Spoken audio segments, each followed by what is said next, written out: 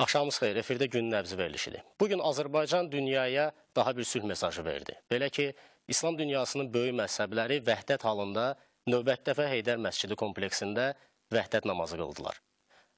Bu namazın mahiyyəti barədə, əhəmiyyəti barədə və ümumiyyətlə təkcə İslam dünyasına deyil, bütün dünya ölkələrinə bir mesaj olması barədə fikir mübadiləsi aparmaq üçün studiyamızın qonaqları Dini Qurumlarla İş üzrə Dövlət Komitəsinin sədr müavini Gündüz İsmailov və Bakı Beynəlxalq Multikulturalizm Mərkəzinin Analitika şöbəsinin müdiri Nəriman Qasımoğludur. Xoş gəlmişsiniz. Çox sağ olun. İlk növbədə bugünkü günün, bu cümə günündə, müsəlmanlar üçün müqəddəs sayılan bir gündə vəhdət namazının qılınmasının əhəmiyyəti nə deməkdir? Və bunun Azərbaycanın bir təşəbbüskar olması və dünyaya bir sülh mesajı göndərməsinin mahiyyəti nədən ibarətdir? Mən birincisi onu qeyd edeyim ki, bəli, tarixən Azərbaycanda məzhəblər arasında bir problem olmayıb. Məzhəblər arasında həmrəylik, birlik, hətta deyərdim ki, qardaşlıq hökm sürübdür. Bugün baş verən hadisə isə tarixi bir hadisədir və bu hansı nəticələr çıxarmağımıza, hansı mesajlar verməsi ilə bağlı, istər cəmiyyətimizə, istər beynəlxalq aləmə, hansı mesajlar verməsi ilə bağlı bir neçə fikri qeyd eləmək istəyirəm. Birincisi, bu onu göstərdi ki, Azərbaycan tarixi ənənələrinə sadiqdir və bugün həmin tarixi ənənələr daha mükəmməl, daha ideal bir variantda davam elətdirilir. İkinci mesaj nədən ibarətdir? Hər kəsə məlumdur ki, İslam dünyasında təlatümlər baş verir və bu təlatümlərin baş verməsində, silahlı münaqişələrin olmasında məzhəb amili də az deyil. Yəni, istəsək də, istəməsək də bugün müsəlman ölkələr arasında, müsəlman dünyası arasında bir məzhəb təəssübkeşliyi də var. Bu, həm İslam dünyasına bir mesaj idi ki, İslam sülh dinidir, vəhdət dinidir və bunun praktiki baxımından real olduğu bir ölkə də var, bu Azərbaycandır. Belə demək mümkündürsə, İslamın vəhdət dini olması ilə bağlı İslam dünyasına verilmiş ən gözəl bir mesajdır. Yəni, bu Azərbaycanda multikulturalizmin təkcə sözdə deyil, həm də əməldə artıq bir bariz nümunəsidir. Bəli, şübhəsiz. İkinci bir nüans nədən ibarətdir? Bugün dünyada İslamla bağlı yanlış fikirlər var. Hətta bu yanlış fikirlər o həddə gəlib çatır ki, İslamı terrorçu bir din kimi, zorakı bir din kimi qələmə verirlər. Təbii ki, Azərbaycan hər zaman bu anlayışı qətə əleyhinə olub və cənab prezident UNESCO-da çıxışı zamanı bununla bağlı Azərbaycan İslam dünyasının bir parçası olmasını və İslam dininin sülh dini olmasını bildirmişdi. Mənə elə gəlir ki, multikulturalizm ilində bizim həm də belə bir nümunə göstərməyimiz, həm də onu deməyə əsas verir ki, biz Avropa üçündə, Qərb dünyası üçündə örnək bir ölkəyik, örnək bir modelik və əgər kimlərsə İslama terror dini kimi, zoraki bir din kimi baxırlarsa, bunlara veriləcək ən gözəl cavab məhz bu vəhdət namazıdır ki, İslam birlik, bərabərlik, qardaş dinidir və bunun bir nümunəsi də budur. Digər önəmli nəticə nədən ibarətdir? Nəzərə almaq lazımdır ki, bu namaz Heydər məscidində qılınır və Heydər məscidi dövlət vəsaiti hesabına bildiyimiz kimi cənab prezidentin sərəncamı ilə inşa edilibdir və ulu öndərimizin adını daşıyır. Buradan çıxarılan nəticə nədən ibarətdir? Deməli, məzhəblərüstü siyasət yürütməsi Azərbaycan dövlətinin bariz bir nümunəsidir və Azərbaycan dövləti, Azərbaycan hökuməti və onun rəhbəri bu məzhəblərüstü siyasətin icraçısıdır. Eyni zamanda və bu siyasət məhz elə dövlət tərəfindən tikilmiş və idarəçiliyi də dövlətdə olan bir məsciddə, ulu öndərin adını daşıyan bir məsciddə icra olunur, buradan başlanılır. Bunun özü də bir mesajdır. Mən buna həm də Azərbaycan dövlətinin, ümumiyyətlə bir dövlət başçısının, eyni zamanda İslam ölkəsinin rəhbərinin, liderinin, belə demək mümkündürsə dinə, İslama, milli mənəvi dəyərlərə, xalqın dəyərlərinə yanaşmasına da bir nümunə kimi qəbul etməyin tərəfdarıyam. Təşəkkür edirəm. Söhbətin bu məqamında istəyərdim biz bugünkü tədbirdən, yəni bugünkü vəhdət namazından bir reportajı izləyək. Cümə məscidində, yəni cümə namazında Heydər Məscidi kompleksində daha bir yenilik olub. O yeniliklə də indi reportajımızda tanış olacaq. Ondan sonra söhbətimizi davam etdirəcək. 1000 ildən artıqdır ki, İslam dünyasının iki böyük, şiə və sünni məzhəblərinin nümayəndələri ibadətlərini fərqli şəkildə və fərqli məkanda edirlər. Tarixdə bir neçə dəfə onların vəhdətinə, birliyinə təşəbbüslər göstərilib. Lakin indiyədək bu təşəbbüslər davamlı hal almayıb. İslam dini və müqəddəs Qurani Kərim bütün müsəlmanları sülhə, birliyə və vəhdətə çağırır. Bütün dünyada bugün sülh, birlik və vəhdət heç vaxt olmadığı qədər aktualdır. Belə bir zamanda Azərbaycan dünyaya nümunə ola biləcək növbəti bir addım atdı. Dünyada sünni-şiə məsələsinin qabardığı, daha doğrusu sünni şəkildə qabarıldığı bir zamanda Heydər məscidində şiələrlə sünnilər hər gün olduğu kimi müqəddəs günlərdən olan bu cümə günündə də növbəti dəfə vəhdət namazı qılmaq üçün bir araya gəldilər. Bu təşəbbüs Ulu Öndərin vəfatının il dönümündən başlayıb və artıq bir neçə həftədir ki, böyük dəstək qazanaraq davamlı icra edilir. Həm şiə, həm də sünni məzhəblərinin nümayəndələrinin vahid məkanda bir sırada duraraq ibadət etməsi ölkəmizdə dövlət tərəfindən həyata keçirilən tolerantlıq və multikulturalizm siyasətinin nəticəsidir. Allahu Ekber, Allahu Ekber.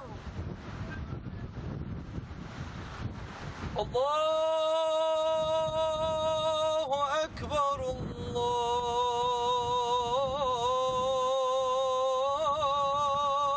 Ekber. Eşhedü en la ilahe illallah.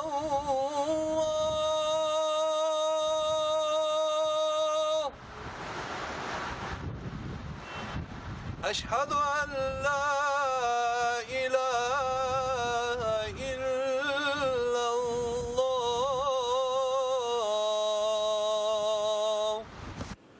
Eşhedü enne Muhammeden Resulullah.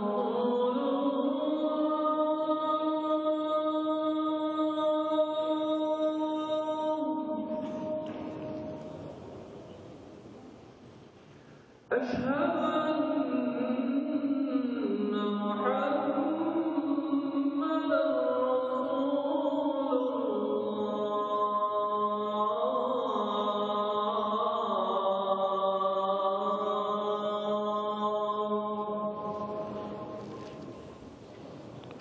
Şiələrlə sünnilər qardaş kimi bir yerdə yan-yana namaz qılırlar. Bu görüntülər əslində sadə görünə bilər. Amma mahiyyətinə vardıqda çox əhəmiyyətli və tarixi bir səhnəni ortaya qoyur. Bu məsciddə hər gün olduğu kimi cümə namazları növbəli şəkildə. Bir həftə əhli sünnənin imamı, növbəti həftə isə əhli şiənin imamının rəhbərliyi ilə keçirilir. Əminliklə demək olar ki, Heydər məscidindəki bu təcrübə nəinki Azərbaycan, eləcə də bütün dünya üçün olduqca gözəl ənənənin əsasını qoyub.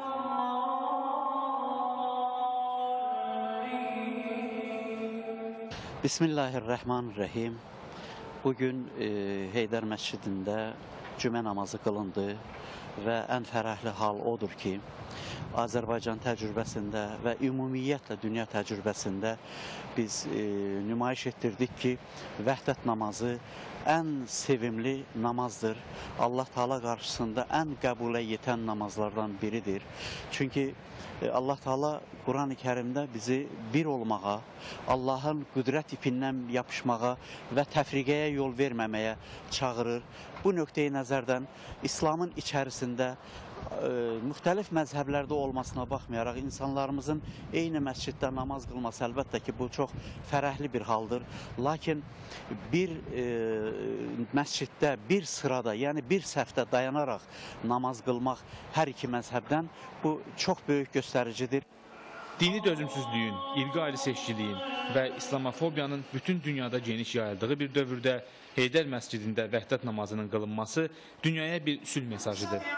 Bu mesaj tolerantlıq və multikulturalizm mərkəzi olan Azərbaycandan verildi. Məğzi isə odur ki, məzhəbindən asılı olmayaraq müsəlmanlar qardaş, bacı kimi bir yerdə, bir məkanda, bir məsciddən namaz qılırlar. Axı məzhəbindən asılı olmayaraq bütün müsəlmanlar üçün bir Allah, bir Quran və bir Peyğəmbər var. Bismillahirrahmanirrahim. Mən bu məscidin, Heydər məscidinin imamıyam. Buradakı əhl-i sünnə üzrə aparılan namazlara rəhbərlik edirəm. Qardaşım yanımda duran bu məscidin axundudur. Bu vəzifə ona tapşırılıb ki, burada əhl-i şiə məzhəbi üzrə aparılan namazları idarə eləsin, icrasında köməklik göstərsin. Biz burada hər iki məzhəbin nümayəndəsi olaraq hər ikimiz də bu gün qılınan cümə namazında iştirak elədik. Bir sıra müsəlman ölkələrində də olmuşam və oradakı o gedişat mənim üçün çox maraqlı idi. Çünki Azərbaycanda gördüklərimi orada görə bilmirdim.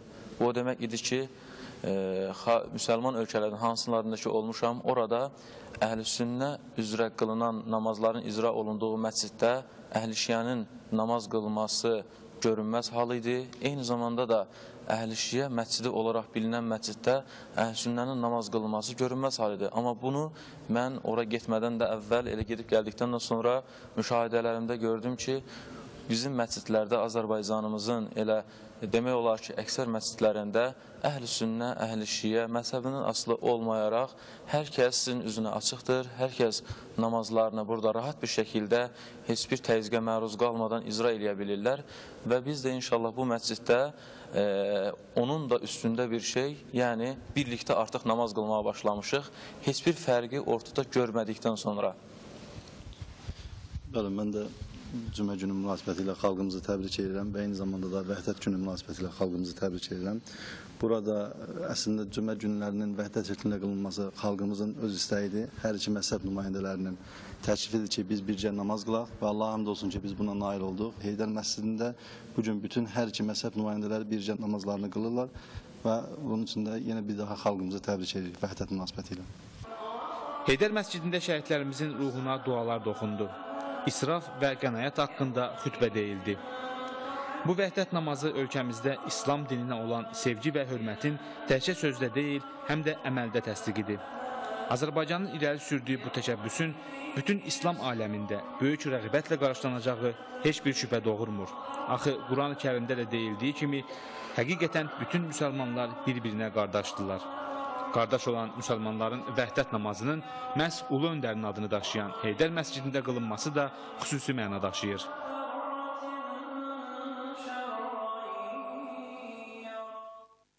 Bildiyimiz kimi bu il multikulturalizm ili kimi qeyd olunubdur və biz də burada qıldığımız vəhdət namazları ilə bu ilə multikulturalizm sayılan bu ilə öz töhfəmizi vermiş sayılırıq. İnşallah ümid edirik ki, bu vəhdət namazları öz töhfələrini verəcəkdir inşallah. Bu məscid kompleksi Prezident İlham Əliyevin tapşırığı ilə inşa olunub və 2014-cü ildə istifadəyə verilib. Gözəlliyi ilə diqqəti cəlb edən məscid Allahın evi, ümid ocağı kimi müsəlmanlarla yanaşı digər dinlərin nümayəndələrinin də üzünə açıqdır. Onu qeyd edeyim ki, Qafqazda ən böyük məsciddir. Minarələrinin hündürlüyü 95 metrə olmaq şərti ilə demək olar, dünya ölkələrinin çoxsunda bu hündürlükdə minarələr yoxdur. 4 minarədir gördüyünüz kimi və hamısında lift işləyir. Bundan əlavə ibadət salonları böyükdür. Təxminən 5.000-7.000 arası namaz qılan, ibadət edənlər üçün nəzərdə tutulubdur. Onu da qeyd edeyim ki, Heydər məscidi bir məsələdə də yeganədir. Yəni burada nəzir qutuları yoxdur. Digər məscidlərdə olan kimi. Yəni dünyanın əksər məscidlərində nəzir qutuları qoyulur. Lakin belə razılığa gəldi ki, burada nəzir qutusu olmasın. İşçilərimizin maaşları Bakı şəhər icra hakimiyyəti tərəfindən ödənilir və onu da qeyd edeyim ki, məscidin Bakı şəhər icra hakimiyyətinin balansında olması bizim işlərimizi xeyli irəli getməyə bizə yardımcı olur. Vətəndaşların əksəriyyəti müsəlman olan Azərbaycanda dövlət tərəfindən həm də Rus pravoslav, katolik, Alban kilsələrinin, sinagogların tikintisi təmir aparılıb. Avropada radikal qüvvələrin, İslamofob meyillərin güclənməsi fonunda Prezident İlham Əliyev tərəfindən 2016-cı il Azərbaycanda multikulturalizm ili elan olundu. Multikulturalizm termin olaraq bəlkə də ictimaiyyət üçün yeni olsa da, onun mahiyyətinə min illərdir ki, ölkəmizdə rəayət olunur. Dinindən, dilindən, milliyyətindən asılı olmayaraq hər kəs qarşılıqlı hörmət şəraitində yaşayır. Prezident İlham Əliyevin də qeyd etdiyi kimi, Azərbaycanda bu sahədə nadir təcrübə əldə edilib. Tolerantlıq xalqımızın adi həyat tərzi və dövlət siyasətimizdir. Heydər məscidində vəhdət namazının artıq ənənə halına alması isə onu göstərir ki, multikulturalizm ilmində də ölkəmizdə bu sayədə həyata keçirilən bütün tədbirlər uğurla yekunlaşacaq. Azərbaycanın multikulturalizm məktəbinin ənənələri və ölkəmizin tolerantlıq mərkəzi kimi əhəmiyyəti daha da artacaq. ألم يجدك يتيما فآوى ووجدك ضالا فهدى. Nəriman müəllim, multikulturalizm ilində, yəni Azərbaycanda belə bir tədbirin keçirilməsi, belə bir vəhdət namazının qılınması və süjetdə də qeyd olundu ki, bu davamlı hal olacaq. Bəli. Yəni həftələ, yəni biz bir daha qeyd etmək istəyirik ki, tarixdə vəhdətə təşəbbüs olub, lakin bu müəyyən bir müddət çəkib, yəni davamlı xarakter almayıb. Azərbaycanda isə biz gördüyümüz kimi artıq bir aydan artıqdır ki, bu qılınır, bu namaz qılınır. Yəni bunun əhəmiyyətini necə qeyd edə bilərik? Bilirsiniz, bu süjet də onun nümayişidir ki, Azərbaycan dindarlığının mahiyyətinə aid gözəl görüntülərdir. Azərbaycan dindarlığının tarixi deməli ondan ibarətdir ki, Azərbaycan dindarlığı bütün tarixi ərzində onun gəlişmiş mərhələləri elə bir dəyərlər yaradıb ki, biz ancaq deməli, hətta keçmişimizə baxanda vəhdətdən savayı orada heç bir şey görə bilmirik. Məsələn, Azərbaycanın payına onu da deyim ki, tarixdə Azərbaycanda məzhəblər arası konflikt deyə bir şey qeydə alınmayıb. Nəinki bir dinə məxsus məzhəblər arası, eləcə də deməli, İslam və başqa dinlər arasında heç bir konflikt olmur. Yəni burada digər ölkələrdə olduğu kimi sünnilər şiə məscidinə girə bilmir, şiələr sünni məscidinə girə bilmir. Belə bir söhbət olmur. Əlbəttə, qətiyyən olmayıb. Hətta mən indi başqa konfessiyalara münasibətdə də bunu ifadə edərək deyim ki, məsələn, 200 il bundan öncə Azərbaycana dini təqiblərdən yaxa qutarıb gələn etnik baxımdan ruslar olan Malakanlar oradakı dini təqiblərə görə deməli, məruz qalırlar və ona görə pənah gətirirlər. Müsəlman kəndləri ilə Azərbaycan müsəlman kəndləri ilə mən Malakanları deyirəm hələ. Əlbəttə, Dağ Yahudilərin ümumiyyətlə tarixi daha qədimdir. Heç bir problem yaşanmayıb və çox rahatlıqla və s. Ümumiyyətlə, bu çox konfessiyallıq, çox məzhəblilik, Azərbaycan multikulturalizmi deyilən, bugün bizim təbliğ etdiyimiz, fəxr duyumuz, təşviq etdiyimiz bir dəyəri təşkil edən situasiyanın çox gözəl bir iştirakçısıdır. Çox konfessiyalıqda, deməli, etnik müxtəliflik, mədəni müxtəliflik. Bu acıdan əlbəttə bugünkü göstərilən bu süjet də elə, necə deyərlər, bu dediklərimizin bir əyani sübutudur. Əlbəttə, süjetdə maraqlı başqa bir tarixi məqamda öz əksini tapdı. Məsələn, deyək ki, nəzir qutularının məscidlərdən götürülməsi, yenilikdir, bəli. Gündüz mənim bu barədə daha bəlkə də geniş səlahiyyəti imkan verər, bu barədə daha ətraflı, daha səlahiyyətli söz deyə bilər. Hər halda xoşa gələn bir məqamdır. Onda elə bu məqamın haqqında bir ətraflı qeyd eləyək. Mən onu demək istəyirəm ki, bugün Azərbaycanda 2200-ə yaxın məscid var. Amma bu qədər məscidin içində Heydər məscidi yeganə məsciddir ki, hələ ki, nəzir qutusu olmayacaq. Və mənə elə gəlir ki, bu addımdan sonra digər məscidlərdə də nəzir qutusundan imtina ediləcək. Mən düşünürəm ki, mütləq bunun digər məscidlərə də təsir olacaq. Bu həm də nə deməkdir? Yəni, çıxarılan nəticə nədir bununla bağlı? Birincisi, 21-ci əsrdə yaşayırıq və məscid daha çox elm, irfan, mənəviyyat mərkəzi olmalıdır. Maarifçilik işinin mərkəzi olmalıdır və bu maarifçilik işinin həyata keçirilməsində, belə deyək, nəzir qutusu, iyanələrin toplanması arxa plana keçməlidir. Məscidlərin funksiyasında maarifçilik yönə keçməlidir. İkinci önəmli nəticə nədən ibarətdir? Bir daha qeyd edirəm, Heydər məscidi dövlət vəsaiti hesabına tikilib, Cənab Prezidentin sərəncamı ilə tikilib. Bu onu deməyə əsas verir ki, bəli, dövlət də məscidlərə, Heydər məscidi başda olmaqla elm, irfan, mədəniyyət, dini mərkəz kimi yanaşır və məscidləri bu funksiyada görmək istəyir. Bu nöqteyi nəzərdə mən ona görə qeyd elədim ki, bəli, digər məscidlərdə də belə halların baş verəcəyini mən güman eləyirəm. Məzhəb məsələsinə, vəhdət məsələsi ilə bağlı mən bir fikrimi də xatırladım, qeyd etmək istəyirəm. Vaxtilə Sovetlər Azərbaycanda yeni qurulanda, indiki Şəki ərazisində, daha doğrusu Şəkinin özündə xalqın etirazlarını yatırtmaq üçün, diqqəti cəlb etmək üçün, başqa yerə yönəltmək üçün məzhəb zəminində problem yaratmağa çalışır hüquq mühafizə orqanları. Belə desək, Sovet NKVD-si. Və bir nəfər sünni bir şiənin əli ilə qətlə yetirilir və buna məzhəb tonu geyindirməyə çalışılır. Şəkidə olan həm sünni, həm də şiə din xadimləri bir araya gəlirlər və deyirlər ki, bu qanun qarşısını biz dayandırmalıyıq. Cümə günü şəhərin bazar meydanında elan verilir. Hər kəs növbəti cümə günü toplanır və sünni din xadimi, şiə din xadimi çıxış eləyir. Sonra isə onlar papaqlarını, əmmamələrini dəyişirlər və xalqa belə bir müraciət edirlər. Bizim fərqimiz yalnız bu əmmamələrimiz idi. Buna görə qan tökmək istəyirsinizsə, buyurun. Və yaxud başqa bir nümunə deyim. 19-cu əsrin sonunda, 20-ci əsrin əvvəllərində Azərbaycanda belə bir ənənə varmış. Əgər bir şiə məzhəbindən bir nəfər şiə din xadiminin yanına gəlib kəbin kəstirmək istəyəndə, şiə din xadimi ona deyərmiş ki, get sənin kəbinini sünni kəssin, din xadimi kəssin.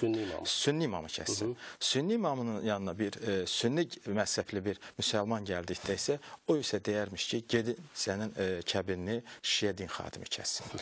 Və mənə elə gəlir ki, bugün Heydər məscidində baş verən bu tarixi hadisə bizim keçmişimizin bir daha təkrar mükəmməl variantda yeni bir təcəssümüdür və İslam dünyasına, ümumiyyətlə bütün bəşəriyyətə gözəl bir nümunədir ki, əgər yer kürəsi yalnız yaşamaq üçün yeganə yerdirsə, bu qədər məzhəblər, bu qədər dinlər varsa, bizim də gedəcəyimiz başqa bir planetimiz yoxdursa, deməli, qardaşlıq, vəhdət bizim yeganə ümid yerimiz, yeganə çıxış yolumuzdur. Yanaşı yaşamaq. Əlbəttə. Mən bir tarix faktı da əlavə eləmək istəyirəm. Madəm söhbət tarixdən düşdü, tarixə qayıtdıq. Azərbaycan dindarlığının siyasi qaynağında, tarixi siyasi qaynağında bu da var ki, vaxtilə bir dəfə, ümumiyyətlə tarixçilər bunu fəxrinə yazırlar, Nadir Şah böyük bir təşəbbüs göstərib. Məzhəbləri bir araya gətirib, bütün ixtilafların, teoloji ixtilafların aradan qaldırılması istiqamətində, deməli, din xadimlərinə göstəriş verilmiş vaxtı ilə ki, yığışın, deməli, məzhəb məsələləri aradan götürün, mən indi ad çəkmək istərəm, yəni o deməli, sünnilik məktəbinin Cəfərliyi eləsinlər 5-ci məzhəbi sünni. Yəni təxminən bu cür belə bir vəhdət yaratsınlar. Yəni bu mənada bizim tariximizdə çox böyük nümunələr var və bugünkü elə işlər də həmin ənənənin davamıdır, həmin ənənənin siyasi səviyyədə təsdiqidir. Nəvan müəllim, söhbətin məqamında biz bir qeyd elədik ki, Azərbaycanda 2016-cı il Prezident İlham Əliyev tərəfindən multikulturalizm ili kimi sərəncamı ilə multikulturalizm ili elan olunub. Lakin multikulturalizm yəni təkcə dini ayrı-seçkiliyin olmaması, dini dözümlüyün olması deyil. Yəni multikulturalizm daha geniş anlamdadır və sizin də qeyd elədiyiniz kimi Azərbaycanda yəni sözün mahiyyətinə vardıqda biz bunu yaşamışıq, bu hətta bizim Azərbaycan xalqının həyat tərzinə çevrilir. Lakin bir termin olaraq multikulturalizm ictimaiyyət üçün bəlkə də yenidir. Yəni multikulturalizm özü nədir? Yəni Bəli, bunun izahı əlbəttə yeni termin kimi ötən əsrin 60-cı illərindən tutalım, qərbdən gəlir, bu Kanadada bu ifadə olmağa başlayıb. Əlbəttə multikulturalizm belə bir tərifini də verirlər şimdi. Məsəl üçün ingiliscə descriptive, prescriptive, yəni təsviri hissəsi və deməli qaydalar hissəsi. Təsviri hissəsi əslində bu bizim o dediyimiz elə həyat tərzi ki, siz də dediniz. Həyat tərzi, çox mədəniyyətlilik. Çox mədəniyyətlilik özü bunun təsviri hissəsi. Yəni ən müxtəlif mədəniyyətlərin, o çox mədəniyyətlilik deyəndə burayla din də mədəniyyət deməli dəyərlərin istehsalçısı olaraq bir deməli qaynaqdır. Digər tərəfdən ümumiyyətlə milli mədəni deməli dəyərlərin fərqli hətta nəsillər arası deməli fərqli görüşlərin, insanlar olur da bir yaşlılarla oğullar, ataları arasında fərqli münasibətlər. Bax, bura qədər, siyasi fərqliliklərə qədər olan insanların yaratdığı situasiya, bax budur, çox mədəniyyətlilik və onun ikinci hissəsi də ki, o deməli qaydalar hissəsi, o da siyasət. Ona görə cənab prezident deyəndə ki, multikulturalizm Azərbaycanda dövlət siyasətidir və həyat tərzidir. Əslində bu deməli multikulturalizm termininin lakanik ifadəsi olaraq belə bir bəyanat səsləndirib. Və əlbəttə bu deməli Azərbaycanda eyni zamanda bunun qaynaqları çox deməli zəngindir. Məsələn, bu həyat tərzi deyəndə necə olub ki, Azərbaycanlılar bu multikulturalizm Azərbaycanlıların həyat tərzinə çevrilib? Bugün mü baş verib? Dünən mi baş verib? Yoxsa bu 100 illər, 1000 illər öncə mi olub? Qaynaqları nədir? Baxın, qaynaqlarına baxırıq, bizim ədəbiyyatımızda bunun izini görürük. İlk folklor nümunəsi kimi biz dünyaya car çəkdik. Keçən ildə onun dünya elmi ictimaiyyətinə təqdim olunmasının 200 illiyini keçirdiyimiz Kitab-ı Dədə Qorquddan başlayaraq bütün Azərbaycan ədəbiyyatında bir necə ana xətt olaraq o multikultural dəyərlərin ifadəsi keçir. Və Azərbaycanlılar ona görə təkcə həyat tərzi deyəndə ona bir əlavə həyat tərzinin içində eyni zamanda düşüncə tərzi var. Azərbaycanlıların düşüncəsini, mentalitetini, yəni bu düşüncə və necə deyərlər o tərzində alt şuurda artıq bu dəyərlər hopdurulmuş olaraq öz ifadəsini tapır. Çünki təsəvvür edin bütün ədəbiyyatda. Məsələn, elə bir dənə qısaca dinləyicilər üçün də, seyircilər üçün də maraqlı olardı. Füzulidə nə cür görə bilərsiniz? O, tutalım, indi onu mühafizəkar müsəlman deyir, Həqiqət Hüsada yazıb filan belə təsəvvüf kimi. Füzuli Leyli Məcnunun elə girişində Qeysin doğulmasını belə təsvir edir ki, İsa Məsih kimi doğuldu, onun danışmağa başlayır. Əlbəttə bu möcüzələr Quran-ı Kərimdə də ifadəsini tapır. Amma sonra nə deyir? Məcnun, daha doğrusu Qeys danışanda deyir ki, mənə bütün dünyanın qəmini ver ki, bütün dünya qəmdən xilas olsun. Bu, İsa Məsihin İslam teologiyasında deyil, Xristiyan teologiyasında olan missiyasının təsviridir. Təsəvvür edin, hansı teoloji riskə gedir. Görün, deməli, bugün hətta bəzilərinin anlamınca mühafizəkar müsəlman kimi anlaşılan Məhəmməd Füzuli birdən-birə Xristiyan teologiyasına müraciət edə bilir və Azərbaycan multikulturalizmi görün dünyaya nə cür qucaq aça bilir. Müqəddəs dəyərdir, eyni zamanda başqalarının dəyərini də öz əsərində ifadə edir. Hələ mən Nizamidən danışmıram ki, bütövlükdə ümumiyyətlə simvoludur. Yəni Azərbaycanlılar bax bu dəyərlərin üzərində tərbiyə oluna əsrlərlə multikulturalizm olan həyat tərzinə çevrilir. Siyasi qaynaqları da var. Siyasi qaynaqlarının bayaq birini elə mən dedim. Cumhuriyyət dövründə məsələn, təsəvvür edin, müharibə gedə-gedə Dağlıq Qarabağda erməni separatçılarına qarşı, amma erməni millətinə nümayəndələr də yahudilərə parlamentimizdə təmsil olunur. Fraksiyalar var idi. Fraksiyalar var. Yəni, təsəvvür edin, yəni dünyaya hansı ən ağır dövrlərdə belə Azərbaycanlılar, yəni multikulturalizmin hətta sınağa çəkildiyi dövrlər olub. O, bayaq deyildi, NKV-də Yunus müəllim qeyd elədi ki, hansı sınağa, Çar dövründə də sınağa çəkilir. Məsələn, çox maraqlı bir sınağa çəkilmə ilə bağlı bir məqamı qeyd edeyim. O da bizim multikulturalizmimizə işıq salan bir məqamdır. Arxivlərdə var.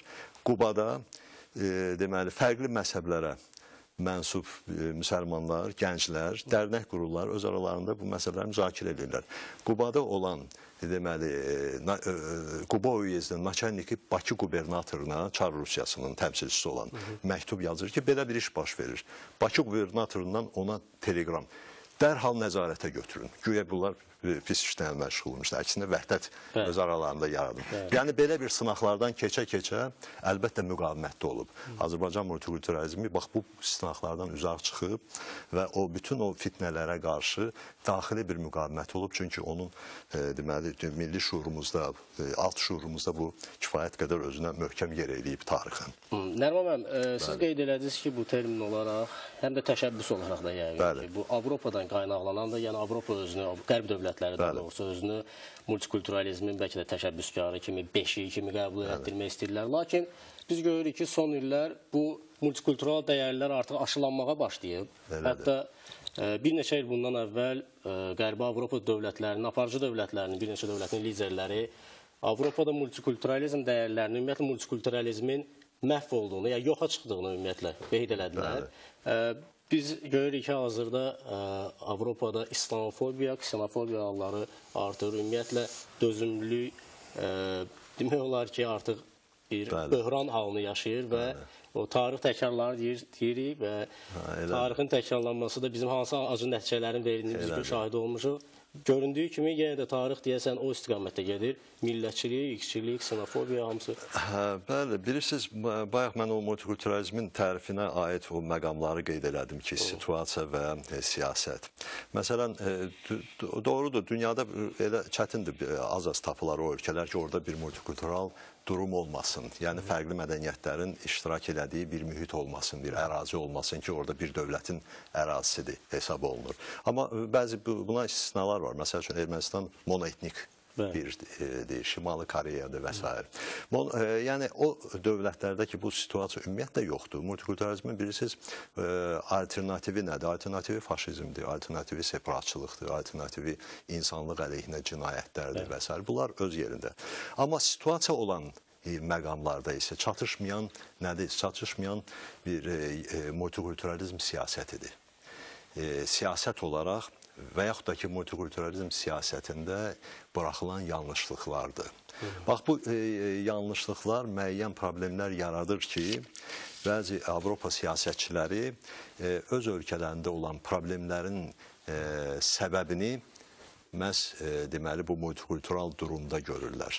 Və əlbəttə qüsurlarla bağlıdır. Amma mən sizə deyim ki, tutalım çox-çox 10 illər əvvəl ki, o zaman dəbdə idi bu termin qərbdə filan. Hətta bu indiki kimi mənfi bəyanatlar verilmirdi. Əksinə təşviq edilirdi multikulturalizm sözü termin olaraq və ona görə bu da ona təkan verdi ki, xeyli elmi araşdırmalar aparıldı.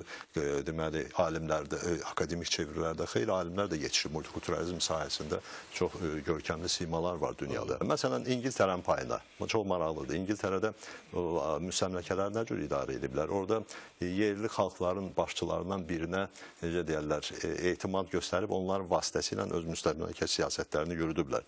İngiltərənin özündə mühacirət axınları güclənən, ötən əsrin sonlarında artıq deməli dini azıqlar var, milli azıqlar var, bunların problemləri var. Onlara təklif olunur ki, gedin dini, etnik zəmində partiyalar yaradın, gəlin seçkilərdə iştirak edin və s. Əlbəttə bu, deməli, müstəmləkələrdə yürütdüyü həmin siyasəti öz ölkələrində həmin o təcrübə var, o mentalitet var, o ənənə var, daha doğrusu o vərdiş var. O vərdiş nəyə gətirib çıxarır? Ötən əsrin 80-ci illərin deməli, əvvəllərində və 2000-ci illərin əvvəlində də.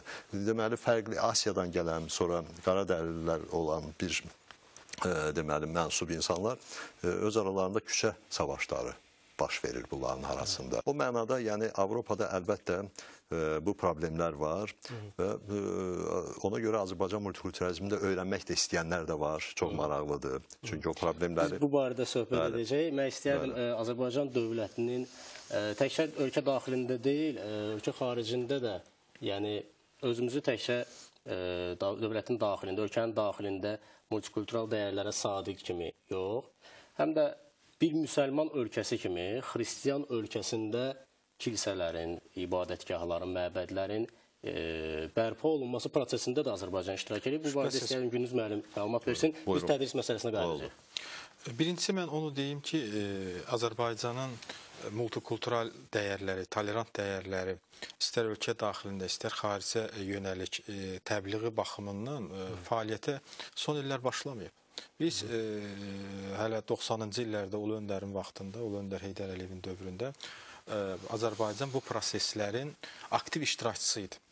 Amma 90-cı illərdə təbii ki, Azərbaycanın mövqeyi o zamanki deyək ki, problemlərin, sosial-iqtisadi problemlər bu prosesdə Azərbaycanın aktiv iştirakçıdan aktiv təşkilatçı qisminə keçməsinə imkan vermirdi. Amma artıq son illərdir ki, son 10 ildə Azərbaycan artıq dinlər arası, mədəniyyətlər arası dialoqun aktiv iştirakçısından aktiv təşkilatçısına çevrilibdir. Və hətta mən deyərdim ki, bugün Azərbaycan bu prosesin lokomotivi funksiyasını yerinə yetirir. Fikir verin, dünyada mədəniyyətlər arası və dialoq müstəvisində gedən beynəlxalq səviyyəli görüşlərin, beynəlxalq konferansların, eyni zamanda tolerantlıqla bağlı bütün proseslərin ən əhəmiyyətli müzakirələri, ən əhəmiyyətli statusuna görə ən böyük tədbirləri Bakıda keçirilir.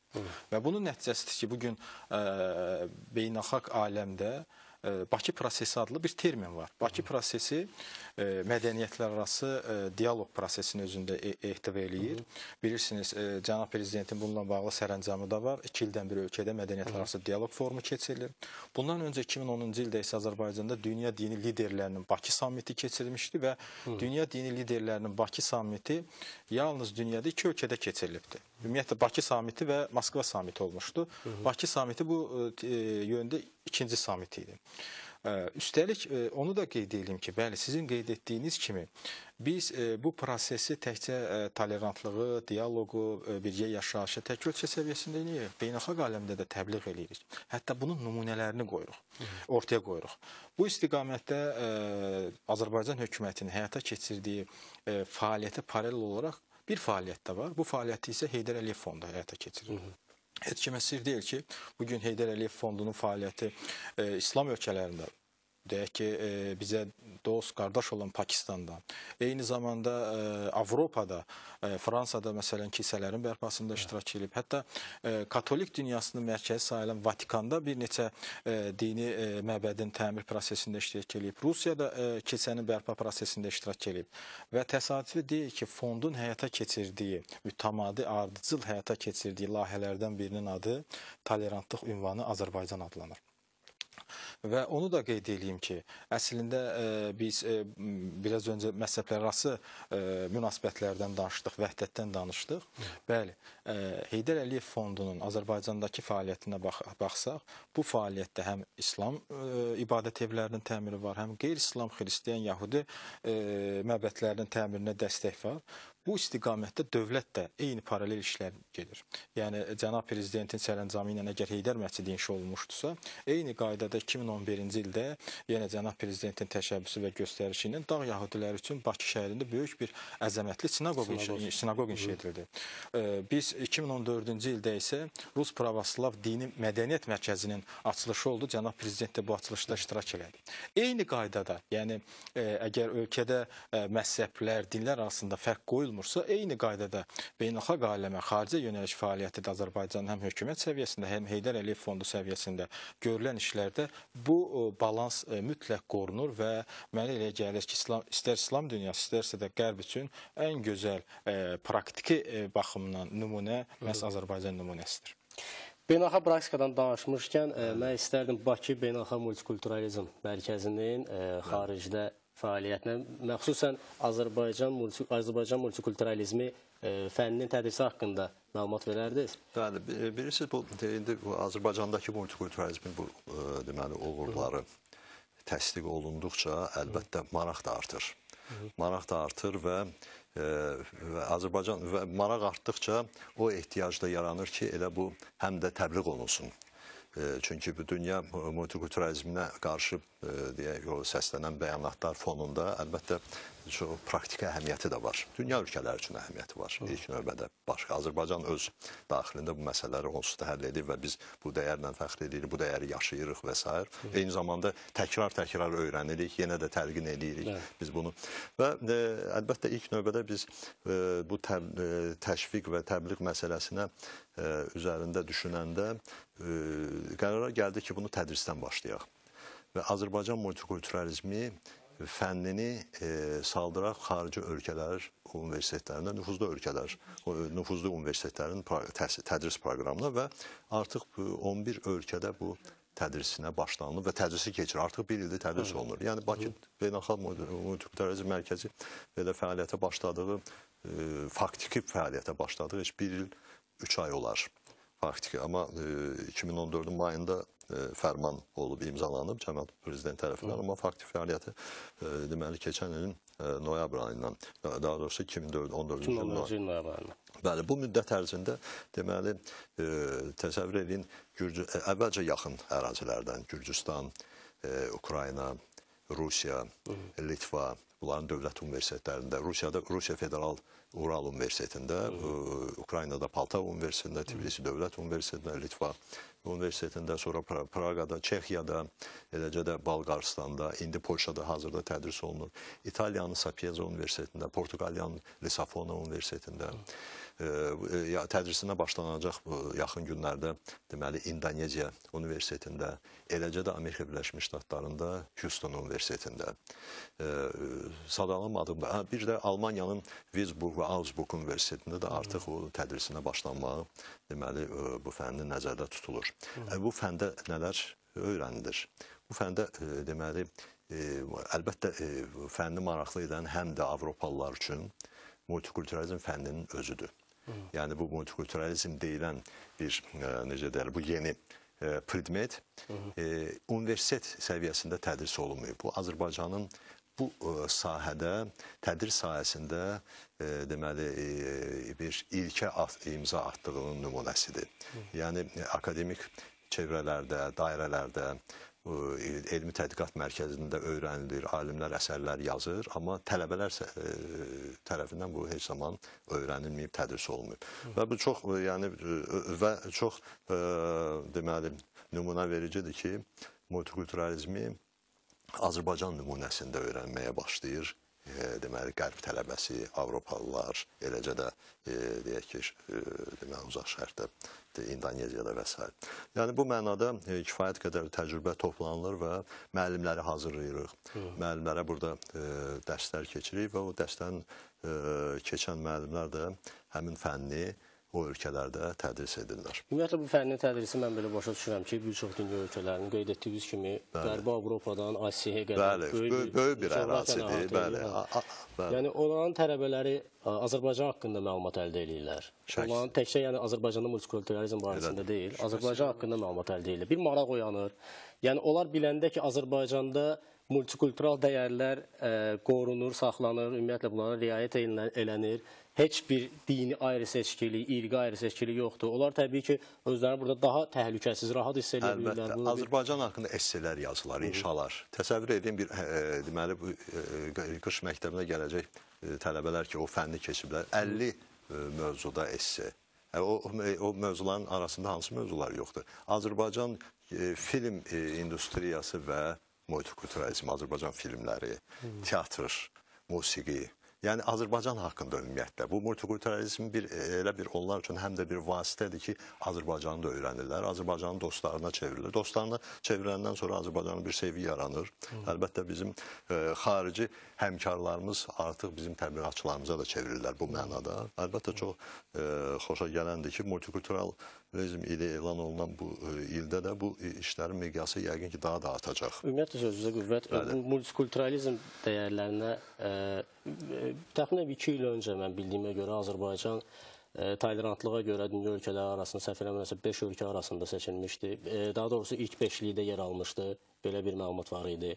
Və ümumiyyətlə multikulturalizm, multikultural dəyərlərə sadiqlik, yəni bir daha qeyd etmək istəyirəm. Yəni bir sabitlik varsa, sabitlik göstəricidirsə, bu həm buranın turizm potensialını artırır. Ümumiyyətlə, etnik qruplar, yəni turistlər üçün təkcə megapolislər, shoppinglər filan maraqlı deyil ki, turistlər üçün həm də etnik qrupların adət-ənənələri, folklor filan, onlar da maraqlı olur. Bu həm də Azərbaycana turist axınını cəlb eləməyə imkan verir. Şəksiz. Və mən də bir qədər elmi müstəvidə onu qeyd edeyim ki, sizin dediyinizlərin deməli fonunda o hansı sabitliyə, inkişafa təkan verir multikulturalizm. Eyni zamanda siyasətşünaslıq elminə də multikultural təhlükəsizlik belə bir məqamını gətirir. Multikultural təhlükəsizliyin prinsipləri artıq bizim Azərbaycan tərəfindən açığı dövrəyə buraxılan çox maraqlı bir yeni termindir. Akademik Kamal Abdullah bunu test-ed işlədir. Və onun prinsipləri. Prinsipləri nədir? Birinci odur ki, deməli, bu etnik, dini müxtəlifliyi təmsilçilərinin aid bütün dəyərlər dövlət tərəfindən qorunub saxlanılır, dövlət onların inkişafına dəstək verir. İkincisi, onların hüquqi təminatı yaranır. Məsəl üçün, konstitusiya müddəalarında bu öz əksini tapır.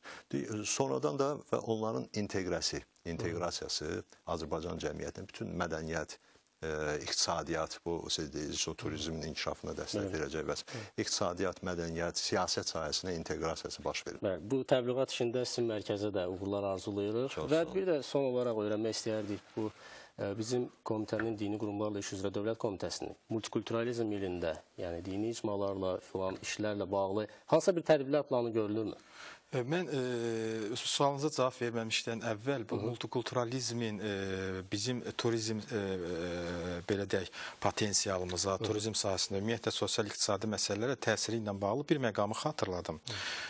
Bilirsiniz, Azərbaycanda Alban mədəniyyətinin nümayəndələri sayılan Qəbələ rayonunun Nic qəsəbəsində bu gün də yaşayan Udinlər var. Bu günlərim Udinlərin həm tarixi Alban kilsəsinin bərpası istiqamətində iş gedir. Eyni zamanda Udin mədəniyyətinin belə də yaşadılması, təbliği istiqamətində iş gedir. Və fikir verin, Azərbaycanda turistlərin ən çox diqqət çəkdiyi yerlərdən biri məhz Nic qəsəbəsidir. Və nə üçün Nic qəsəbəsində bu qədər diqqət var, axın var? Mən onu fikrimi ona yönəltmək istəyirəm. Dünyada elə belə nümunələr çox azdır ki, hansısa etnik qrup öz etnik və dini mənsubiyyətini saxlasın, amma o aran bir ərazidə yaşasın. Adətən hündür yüksəkliklərdə, dağlıq ərazilərdə yaşayan etnik qruplar, dini qruplar öz etnik dini kimliklərini saxlayır. Amma Azərbaycan istisnadır. Azərbaycanda düzən ərazidə etnik, eyni zamanda dini kimliyini, mənsubiyyətini qoruyub saxlayan Udinlərdir. Nic qəsəbəsi düzənlik bir ərazidə yerləşir və onlar bunu qoruyub saxlayıblar.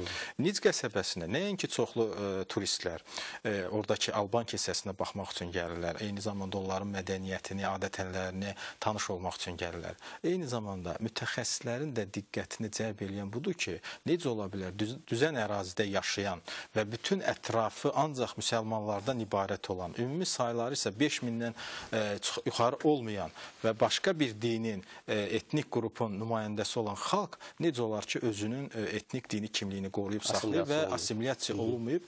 Üstəlik də ki, onların kilsələri də fəaliyyət göstərir və ən maraqlı cəhətdən də biri bundan ibarətdir ki, o kənddə kilsə ilə yanaşı məscid də fəaliyyət göstərir.